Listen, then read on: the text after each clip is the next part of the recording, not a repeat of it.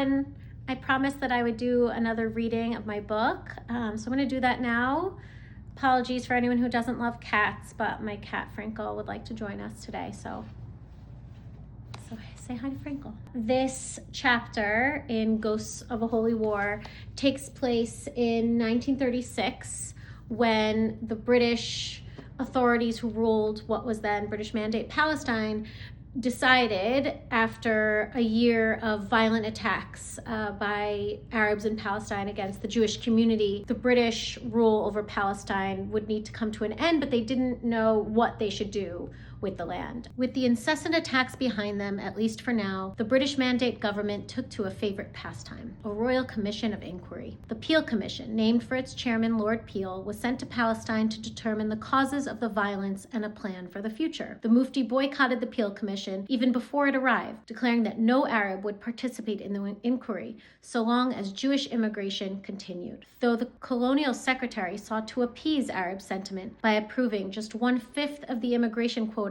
the Jewish agency had requested, 1,800 people over 6 months, the Mufti refused to cooperate and threatened the life of any Arab who did. Over the course of 2 months, the Peel Commission held hundreds of hours of secret hearings on the future of Palestine, featuring a cast of leading British and Jewish officials, including Winston Churchill, David Ben-Gurion, Herbert Samuel, John Chancellor, Chaim Weizmann, and other lesser-known figures. The hearings, held behind closed doors, were conducted at the Palace Hotel. The aptly named palatial establishment had been financed by the Mufti's Supreme Muslim Council and built by Weizmann's brother-in-law, Haganah commander Baruch Katinka. Arriving at the hotel, the 6 men appointed to the commission received letters from the Mufti welcoming them to this holy Arab land. He apologized for not being able to participate in their commission, but Britain's efforts to Judaize a purely Arab country had left him no choice. The 6 million in 1936. Weizmann, who appeared before the commission 5 times, began his testimony with an urgent plea to allow more Jews to enter Palestine before it was too late. In words that are chilling in retrospect, he explained that there were now in Europe 6 million people pent up in places where they are not wanted and for whom the world is divided into places where they cannot live and places into which they may not enter. The United States had for more than a decade closed its doors to Jews fleeing persecution in Europe. In Stalin's Russia, Judaism was effectively outlawed. The Jews needed a home. That home, Weizmann told the commissioners, was in the Jewish homeland. The Muslims had vast kingdoms in Europe, Iraq, Saudi Arabia, Transjordan, and Syria, on top of at least a dozen other states where Muslims were a majority, represented by a Muslim head of state. Could the Jews not have one sliver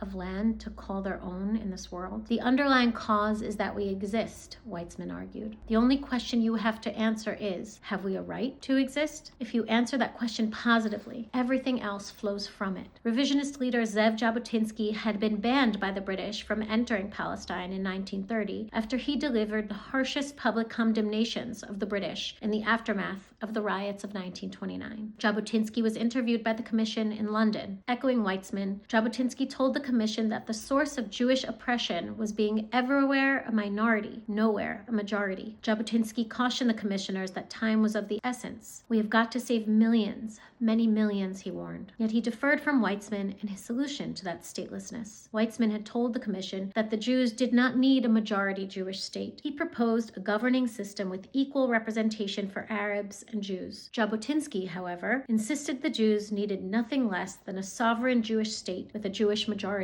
That state would be inhabited by Arabs as well, he explained, but the creation of a Jewish state should not necessitate war. The Arabs of Palestine will necessarily become a minority, said Jabotinsky. What I do deny is that it is not a hardship on any race, any nation, possessing so many national states now and so many more national states in the future. One fraction, one branch of that race, and not a big one, will have to live in someone else's state. Living in other people's lands was something Jews were long accustomed to. Perhaps it was time for other people to live in a Jewish state. The Peel Commission was the first time the British raised the idea of dividing Palestine in two. This was, in essence, the first official proposal of a two-state solution. British officials envisioned the Jewish state forging ties with neighboring Arab states, who will be badly in need of their initiative and money. In hearings with Jewish officials, this two-state solution was welcomed. Weizmann had in fact been quietly considering such a plan for several years. After hearing from 80 witnesses, half of them British, half of them Jewish, the Appeal Commission prepared to sail back to London. Owing to the Mufti's boycott, they had not heard from a single Arab during their 2 months in Palestine. From the outset, Arab leaders warned that this boycott would lead to a report that favored the Zionists. The Mufti, pleased to see how powerful and feared he had become, did not seem to care. According to British police reports, Haj Amin created an atmosphere where any Arab who even approached the Commission's members was risking their life. Days before the Commission returned to London, pressure from Arab kings convinced the Mufti to change course. He agreed to testify and would allow Arabs he personally approved to do so as well. Lord Peel agreed to stay another week to hear from Arab witnesses. Haj Amin appeared before the commission in mid-January, speaking through an interpreter, as he did not speak English. His testimony was brief and unambiguous. The Balfour Declaration, the British Mandate, the project of creating a Jewish national home were all illegitimate, he said. Palestine was and would always be Arab land. He called for the British to ban Jewish land purchases and immigration, and to cancel the mandate. Note,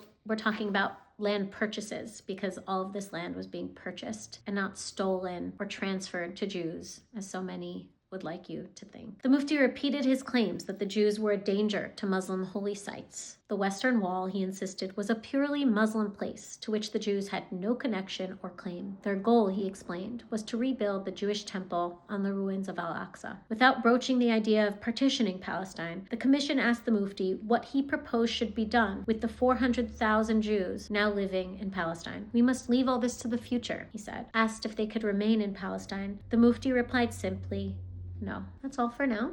I'll see you next time.